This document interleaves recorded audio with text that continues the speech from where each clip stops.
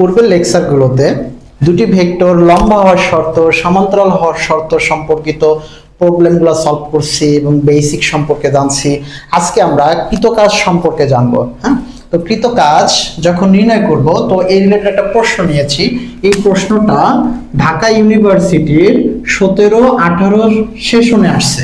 তো প্রশ্নটার গুরুত্ব কতটুকু ব্যাপারটা বুঝতেই পারতেছেন।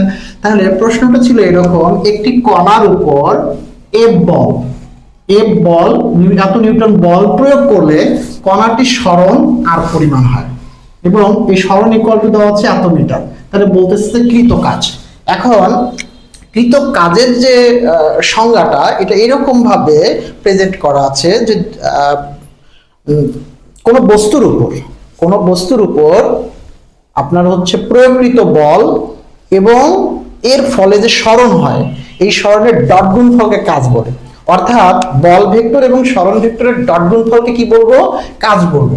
তাহলে কৃত কাজ W ইকুয়াল টু বল ভেক্টর আর হচ্ছে সরণ ভেক্টর। এখানে সরণ ছিল আর, এদের ডট গুণফলকে আমরা কি বলতেছি?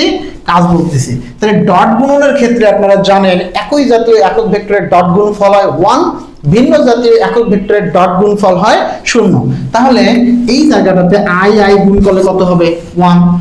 10 আর হচ্ছে 2 গুণ করলে হইতেছে হচ্ছে 20, প্লাসে হইতেছে হচ্ছে প্লাস 10 আর হচ্ছে 2, 10 আর হচ্ছে 2 গুণ করলে হইতেছে আবারও 20, প্লাসে মাইনাসে হচ্ছে মাইনাস 10 আর হচ্ছে 2, 10 আর হচ্ছে 2 গুণ করলে হইতেছে মাইনাস 20। তাহলে এই 20 কাটা থাকতেছে কত? 20 এত জুল। অর্থাৎ এই প্রশ্নটার অ্যান্সার হচ্ছে 20।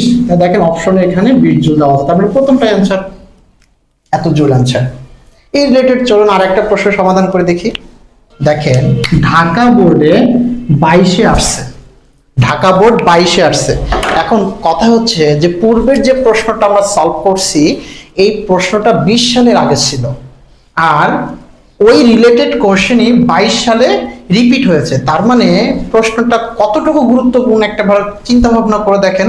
তার মানে আমরা ভার্সিটি এডমিশন টেস্টের প্রশ্নগুলা ক্রমান্বয়ে যদি সলভ করতে পারি, তাহলে আপনার এইচএসসি এক্সামের জন্য কোনো প্যারাই হবে না। মানে পরীক্ষার হলে আপনি হচ্ছে কোপায়া দিবেন, এমসিকিউ পুরাপুরি কোপায়া দিবেন। তার মানে তাহলে চলুন ঢাকা বোর্ডে যে 22 সালে কোশ্চেনটা আসছে, কোশ্চেনটা ছিল এরকম: একটি বস্তুর উপর এত নিউটন বল প্রয়োগ করলে বস্তুটির সরণ 3, 2, -1 বিন্দু হতে 4, 5, 1 বিন্দুতে স্থানান্তরিত হয়। তার মানে এখানে কিন্তু সরণ ভেক্টর রাশিটা দেওয়া নাই, আপনাকে ভেক্টর রাশিটা বাইর করে নিতে হবে, তারপরে প্রবলেম সলভ করতে হবে। ফলে কৃত কাজ চাইছে। এখন আপনারা জানেন যে কাজ হচ্ছে বল ভেক্টর এবং সরণ ভেক্টরের ডট গুণফলকে কি বলি? কাজ বলি। তাহলে কৃত কাজ ইকুয়াল টু বল ভেক্টর সরণ ভেক্টরের ডট গুণফল।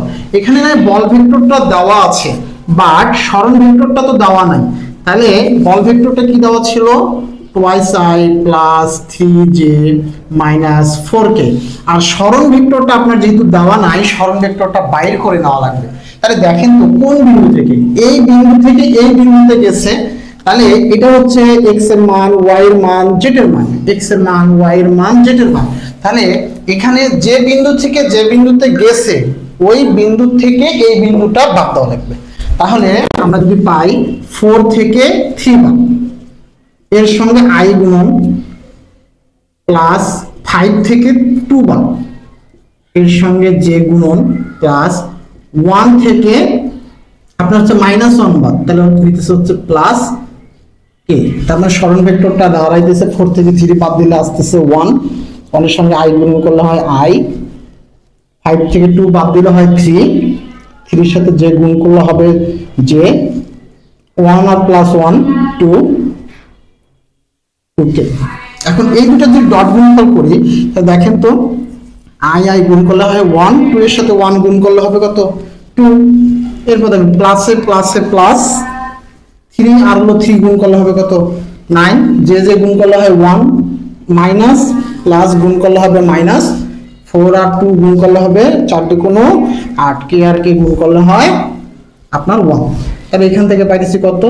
11 থেকে 8 বাদ, তার মানে আসতেছে কত? 3। এত জুল অ্যান্সার। তার মানে এখানে অপশন হিসেবে আমার আছে হচ্ছে 3 জুল অ্যান্সার। ইনশাআল্লাহ এই রিলেটেড আরো প্রশ্ন সমাধান করার জন্য আমরা পরবর্তী লেকচারে আসব। তবে আপনাদের যদি বিন্দুমাত্র উপকার হয়ে থাকে আমার লেকচারের মাধ্যমে, তাহলে অবশ্যই বিজয় স্যার পেজটাকে লাইক ফলো দিয়ে পাশে থাকবেন পরবর্তী ভিডিওটা সবার আগে পেতে। আসসালামু আলাইকুম রহমতুল্লাহি ওয়া বারাকাতুহু।